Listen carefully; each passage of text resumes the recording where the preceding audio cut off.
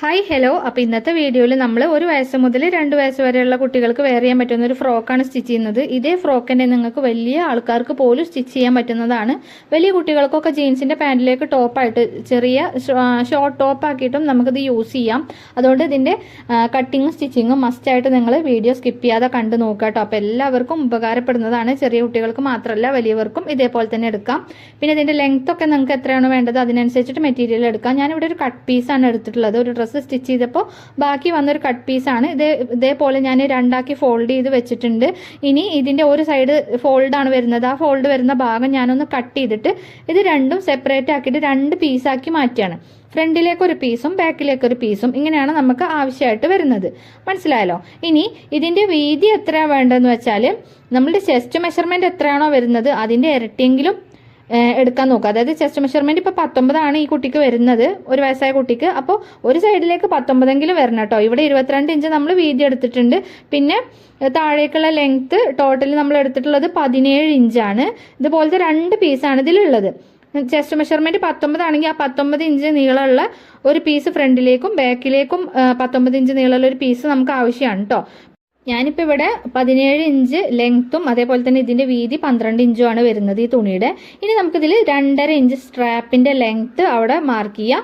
അതിന് ശേഷം നമുക്ക് ഈ ഒരു ഫുൾ ഫ്രോക്കിൻ്റെ ലെങ്ത്ത് വേണ്ടത് 16 ഇഞ്ചാണ് കേട്ടോ. ഫ്രോക്കിൻ്റെ ഫുൾ ലെങ്ത്ത് വേണ്ടത്. അപ്പോൾ അതിൽ നിന്ന് 2.5 ഇഞ്ച് കുറച്ചിട്ട് ബാക്കി 14.5 ഇഞ്ച് വരുന്നത് എവിടെയാണോ അവിടെ നമുക്കൊന്ന് മാർക്ക് ചെയ്യാം. പിന്നെ നമുക്ക് ഇതിൻ്റെ മുകളിൽ ഇലാസ്റ്റിക്കും വെച്ച് കൊടുക്കുന്നുണ്ട്.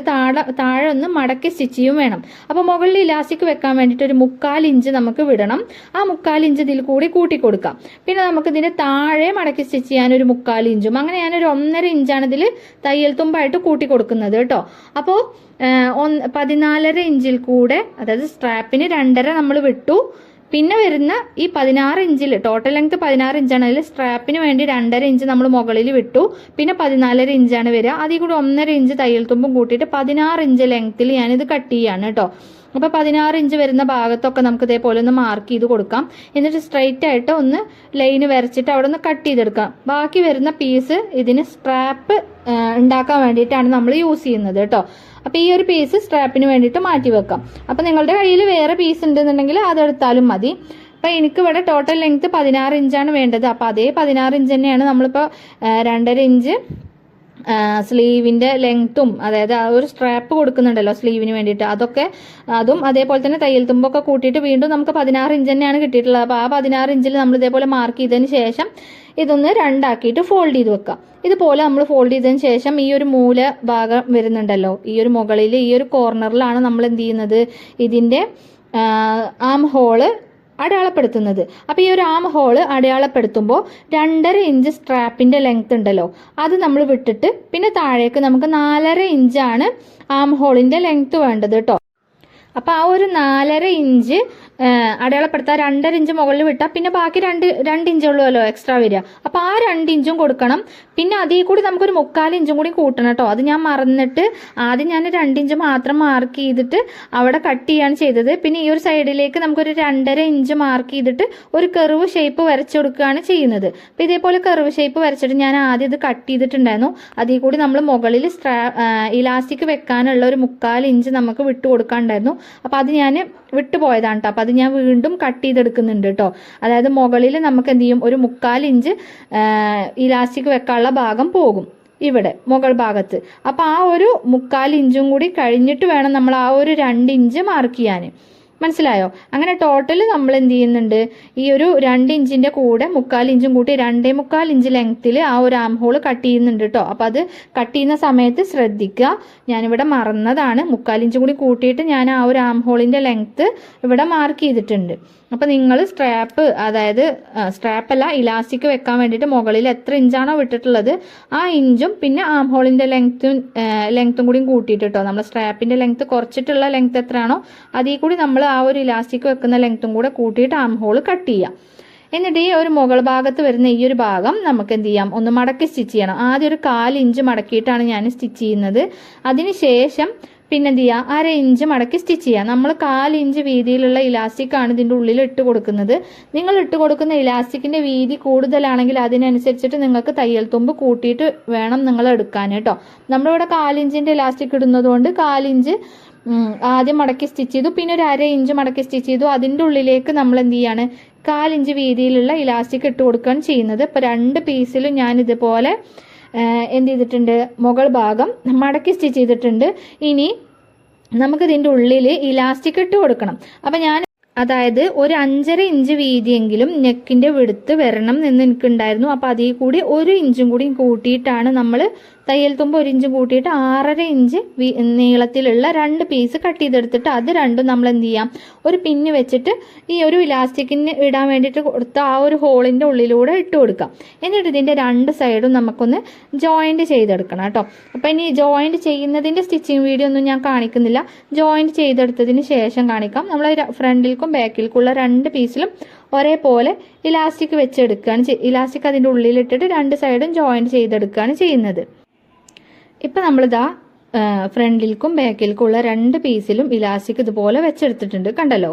ഇനി ഇതേപോലെ വലിച്ചൊന്ന് വിടുക, എല്ലാ ഭാഗത്തേക്കും ഒരേപോലെ ഇലാസ്റ്റിക് വരുന്ന രീതിയിൽ നന്നായിട്ടൊന്ന് വലിച്ചു വിടാം. അതിനുശേഷം നമുക്ക് ഈ ഒരു ആം ഹോളുകളൊക്കെ എന്ത് ചെയ്യണം, ചെറിയ ഓരോ ക്രോസ് പീസ് വെച്ചിട്ടൊന്ന് മടക്കി സ്റ്റിച്ച് ചെയ്യണം കേട്ടോ. ഇതുപോലെ ഒന്ന് ഉൾഭാഗത്തേക്കൊന്ന് മറിച്ച് സ്റ്റിച്ച് ചെയ്യണം. ഈ 4 ആം ഹോൾ വരുന്നുണ്ടാവും, അതായത് 2 പീസിലും 2 സൈഡിലും വരുന്നുണ്ടല്ലോ. അങ്ങനെ നമുക്ക് ടോട്ടൽ 4 ആം ഹോൾ ഉണ്ട്. ആ 4 ആം ഹോളിൻ്റെ ഭാഗത്തും ഇതേപോലെ ക്രോസ് പീസ് വെച്ചിട്ട് സ്റ്റിച്ച് ചെയ്യാം. അപ്പോൾ ആദ്യം സ്റ്റിച്ച് ചെയ്യുന്ന സമയത്ത് ഈ ക്രോസ് പീസിൻ്റെ മുകൾ ഭാഗത്ത് ഒരു ഇഞ്ച് എക്സ്ട്രാ എടുത്തിട്ട് അതിങ്ങനെ ചീത്ത വശത്തേക്ക് ഇതുപോലെ ഒന്ന് മടക്കി വെക്കുക. എന്നിട്ട് നമ്മളൊരു 1/4 ഇഞ്ച് അല്ലെങ്കിൽ ഒരു 1/2 ഇഞ്ചൊക്കെ തയ്യൽ തുമ്പ് വിട്ടിട്ട് ഈ ക്രോസ് പീസ് നല്ല വശത്ത് വെച്ചിട്ടാണ് നമ്മൾ സ്റ്റിച്ച് ചെയ്യുന്നത് കേട്ടോ. ആദ്യം നല്ല വശത്ത് വെച്ചിട്ട് സ്റ്റിച്ച് ചെയ്തെടുക്കുക. അതിനുശേഷം നമ്മളിതാ ഈ ഒരു സ്റ്റിച്ച് ചെയ്തതിന് ശേഷം ചെറിയ ചെറിയ കട്ടുകൾ ഇട്ട് കൊടുത്തിട്ട് ഇനി ഇത് ചീത്ത വശത്തേക്ക് ഇതുപോലെ മറിച്ചെടുക്കാം. അപ്പം മുകളിൽ നമ്മളൊരു മടക്ക് കൊടുത്തിട്ടുണ്ടായിരുന്നല്ലോ, 1 ഇഞ്ച് വീതി എടുത്തിട്ട് 1 ഇഞ്ച് നീളം എക്സ്ട്രാ എടുത്തിട്ട്. അപ്പോൾ ആ ഒരു ഭാഗത്ത് നല്ല ഫിനിഷിങ്ങിൽ നിൽക്കാൻ വേണ്ടിയിട്ടാണ് അങ്ങനെ മടക്കി സ്റ്റിച്ച് ചെയ്യുന്നത് കേട്ടോ.